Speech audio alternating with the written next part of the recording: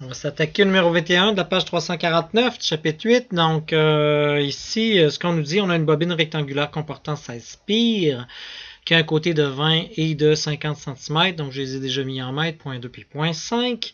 On a un courant de 10 ampères et un champ magnétique qui est orienté en X, ici à 0.5 Tesla. Bon, remarquez ici qu'on a encore fait X, Y, Z. On a changé les plans. Mais n'oubliez pas qu'il faut toujours que ça soit comme ça. On va dans le sens anti-horaire X, Y, Z. Donc j'aurais pu mettre X ici, Y ici et Z là, puis ça m'aurait donné la même chose. Mais on a fait le choix ici de le faire de cette façon-là. C'est bien correct, là, ça fait la job. Il faut juste qu'il faut être conséquent avec le dessin qui est bien donné, avec les axes qui sont donnés. Donc ça marche. Je ne pourrais pas mettre à propos Y ici et X là. Ça serait une incohérence.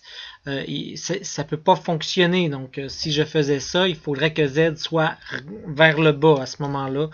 Donc, c'est pas bon. Fait que vérifiez ça tout le temps avec vos doigts X, Y, Z en tournant dans le sens anti-horaire. OK. Bon, maintenant qu'on a bien établi nos axes comme ça, juste pour faire un petit rappel, ce qu'on va faire ici, on nous demande en A de trouver les forces agissant sur chacun des morceaux. Je vais faire le morceau 1 et je vais faire le morceau 2. Je vous laisserai faire 3 et 4. Et peut-être même je vais faire juste le 1, je pense. Je vais vous laisser faire 2, 3, 4. Et après, on vous demande le moment dipolaire magnétique, puis après, on vous demande le moment de force de la bobine. Donc, commençons par F1. Donc, mettons que je commence, puis on se demande comment trouver la force sur le bout numéro 1 qui est là. Donc, ce que je sais, dans le fond, c'est NIL croix B. Donc, c'est N parce qu'ici, il y a plus qu'un fil. Donc, I, L, croix B. Donc, ici, B. Donc, qu'est-ce qu'on a ici comme en tant que tel? C'est le vecteur L qui est un peu particulier. N, ça va, on a 16. I, ça va, on a 10. Bon, pour ce qui est de L, c'est la partie d'en haut. Donc, ici, on a bel et bien, je ne sais pas si vous voyez, A qui est 20 cm, qui est 0.2 m. Mais il va dans cette direction-là. Donc là, ici, il faut que je trouve le vecteur. Donc, je pourrais le projeter. Je ne sais pas si vous voyez, si je le projette ici, là, dans le fond, sur un axe qui est ici et un axe qui est comme ça. Donc, si je le projette, il s'en va dans cette direction-ci, en tant que tel. Là. Donc, comment arriver à bien voir ça? Peut-être que vous avez de la misère à le voir, mais regardez l'angle de 30 degrés là, qui est là. Donc, j'ai un angle de 30 degrés qui est ici. Là. Donc ça veut dire quoi? Ça veut dire que ce vecteur-là, il s'en va, et là, je vais projeter ici sur mon axe des X. Je ne sais pas si vous voyez, il s'en va dans cette direction-là qui est en moins Y, et il s'en va en moins X. Donc si j'ai 20 cm ici, 0.2 m, ben ici, je vais en avoir, dans le fond, sin de 30 qui va en moins Y, puis cos de 30 qui va en moins X. Donc, c'est comme ça qu'il faut faire. C'est pas toujours évident là, de se placer. Ce que tu aurais pu faire aussi, certains aiment bien, c'est faire une vision de haut. Mettons, regarde avec ton œil ici et regarde dans cette direction-là. Donc, si je projette, j'aurai Y et j'aurai X carrément comme ça. Je sais pas si tu vois, en regardant de haut. Et je vois que mon fil est comme ça. Et quand je vois mon fil qui est comme ça, je vois que j'ai 30 degrés. Peut-être que pour toi, ce serait plus facile de projeter ici en X et en Y au lieu d'essayer de le faire avec des angles. Donc, on voit qu'il va aller en moins Y et en moins X. Et ce côté-là va au 0,2. Donc, bref, ma force 1, ça va être 16 spires, 10 ampères. Mon vecteur L, je vais le faire en X et en Y. Je me rends compte qu'en X, c'est 0.2 cos de 30, mais dans le moins 0.2 cos de 30 en I. Mais j'ai aussi, je vais mettre tout de suite un moins, 0.2 sin de 30. Donc 0.2 divisé par 2, ça serait 0.1 là, déjà, là, mais bon, je vais laisser 0.2 sin de 30, mais on sait que ça va donner 0.1 en Y. Et à ça, je vais faire le produit vectoriel avec le champ magnétique qui est uniquement en X de 0.5, en X comme ça. Tesla. Bon, on est tous dans le système international, ça va me donner des newtons. Et là, je me rends compte que I avec I, ça va me donner 0. Donc, il y a juste J fois I qui va me donner quelque chose. Je vois tout de suite que la force 1, ça va être 16 fois 10 fois 0.2 fois sin de 30, donc bref, fois 0.1 fois 0.5. Donc, je vais tout de suite calculer ça, 160, ben 16 dans le fond, fait que 160 fois 0.1, ça va me donner 16, fois 0.5, 8. Bon, pas besoin de calculer, là. Ça fait 8. J'ai 8 newtons, mais là, dans quelle direction? Là, j'avais un moins, puis j'ai I croix J. Donc, I croix J, ça va me donner moins K. Donc, avec le moins, ça va me donner un plus K. Donc, ça fait 8 plus K, et ça me donne des newtons. Donc, si je réalise qu'est-ce qui se passe, je vais aller sur mon dessin et je vais mettre une couleur. Je me rends compte que c'est 8 newtons dans la direction ici, K, c'est-à-dire pour moi qui est vers le haut. Je vais aller ici au milieu du fil, mais bon, c'est sur tout le fil. Et ici, j'ai 8 newtons dans cette direction-là. Donc, c'est ce qu'on a trouvé pour cette partie-là. J'aurais pu le réaliser avec la règle de la main droite aussi. Donc, j'aurais fait enligner sur mon fil, plié par le plus petit angle entre mon fil et le champ magnétique. Je me rends compte que ça plie comme ça et ça va vers le haut. Donc, OK, bon, ça m'aurait donné, déjà, je savais que ça allait être vers le haut. Donc, il y a ça. Remarquez encore une fois que la force est perpendiculaire au fil et perpendiculaire au champ magnétique. Hein? Donc, on a encore ces deux perpendicularités-là qui sont présentes. Donc, je laisse faire les autres, F2, F3, F4. Je vais tout de suite faire B. B étant le moment dipolaire. Ce que je veux trouver, c'est le moment dipolaire magnétique. Donc, ce moment dipolaire magnétique, c'est N, c'est I, c'est A à la surface, et c'est, en fin de compte, le vecteur normal unitaire de la surface. Donc, c'est UN.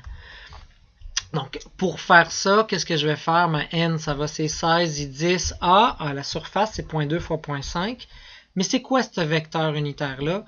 Je vous le reprécise. Donc, le vecteur unitaire surface, tu prends la règle de la main droite, et là, je me rends compte qu'avec la règle de la main droite, vous voyez que ça tourne dans ce sens-là. Donc, c'est important le sens que ça tourne. Donc, si ça tourne dans ce sens-là, mon vecteur unitaire est perpendiculaire. Le vecteur normal, que je devrais dire unitaire normal, est perpendiculaire à cette surface-là. Donc, ici, il doit être perpendiculaire à cette surface-là. Donc, c'est très important de réfléchir et de penser à ça. Donc, je ne sais pas si vous voyez, là, il est perpendiculaire à cette surface-là, ici, là. Et il va pointer dans cette direction-là à cause de ma règle de la main droite. C'est le courant qui me donne ça.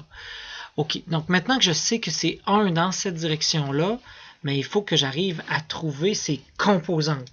Donc encore là, peut-être que je pourrais retourner ici et faire une vision de haut.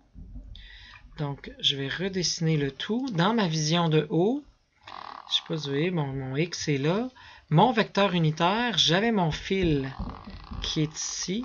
Je me rends compte que mon vecteur unitaire est orienté perpendiculaire à la surface, comme ça. Hein? Donc, ce U-là, c'est ce que je cherche. Et je veux donner des composantes x, y à ça. Donc, pour donner des composantes x, y à ça, ben, je sais que mon angle, c'est 30 degrés, mais il faudra que je fasse un peu de géométrie. Donc, là, dans le fond, ici, je vais me tracer une parallèle à y, et je vois que mon 30 degrés se retrouve ici. Donc, si je regarde ce vecteur unitaire-là, je pourrais peut-être le rallonger pour qu'on le comprenne mieux. Donc, en l'allongeant, je me rends compte que ce vecteur unitaire-là, qui est perpendiculaire, je vais le faire plus long, il comprend ça. Normal, unitaire, il représente 30 degrés ici. Vous voyez qu'il va ici en moins y, mais en plus x. Et en fin de compte, le côté ici, ça vaut 1. C'est ça que ça veut dire. C'est un vecteur qui vaut 1 dans la direction qu'on parle. Donc, vous voyez, c'est 1 sin de 30 en x et cos de 30 en y. Donc, en bout de ligne, ce que je vais avoir ici, ce que je viens de trouver, ça va être en fin de compte, en x, je retourne regarder là. Vous voyez, en x, c'est sin de 30, donc c'est 0.5 ici, dans le fond. Et c'est 0.866 cos de 30 en y. Donc, je me rends compte que ça va être 0.5 en x, mais positif, moins 0.866 ou cos de 30 en Y. Et ça va être multiplié fois N qui est 16, fois I qui est 10, et fois ma surface qui est 0.2 fois 0.5, ou si vous aimez mieux, ben 0.01. Bon, maintenant que j'ai ça, 0.1, j'ai dit 0.01, mais je sais pas pourquoi là. 0.1. Donc, maintenant que j'ai ça, ben, je pourrais trouver les composantes en multipliant. Donc, ça fait 16 fois 0.5. Donc, ça va me donner 8 en I, ici. Puis moins, dans le fond, 16 fois 0.866. Ce qui me donne 13.9 à peu près, là. Donc, 13.86 ou 9, là, J. Et ça représente des ampères fois des mètres carrés. Donc, ampères fois mètre carré. Et c'est mon vecteur moment dipolaire magnétique que j'ai trouvé comme ça. Bon, on sait ce que je veux trouver maintenant, c'est le moment de force sur ma boucle. Ben, c'est le moment dipolaire magnétique, produit vectoriel du champ magnétique. Donc, puisque le champ magnétique, on le sait, rappelez-vous, le champ magnétique, c'était donné par 0.5 en X. Vous voyez, 0.5 ici en X. Donc, je vais pouvoir aller trouver ça. Donc, le moment de force, ça va être 8 en I, moins 13,9 en J, produit vectoriel de 0.5 en I. Donc, naturellement, I avec I donne 0. Donc, il va me rester juste J fois I. Et J fois I, ce que je sais, ça va me donner moins K. Moins K va me donner donc un moins avec un moins le plus. Donc, 13.9 divisé par 2. Donc, ça me fait 6,93 ici que j'ai en Newton mètre. Et ça, c'est en K. Donc, en K, ce que ça veut dire que ça va pointer à l'axe et ça me donne la rotation. Donc, ce que je sais, c'est que ça va tourner comme ça et ça va pointer l'axe des Z. Donc, allons voir ce qu'on a. Il est où l'axe des Z là-dessus? Donc, je me rends compte que ça va vouloir tourner dans cette direction-là si je veux que ça pivote logiquement avec tout ce que j'ai.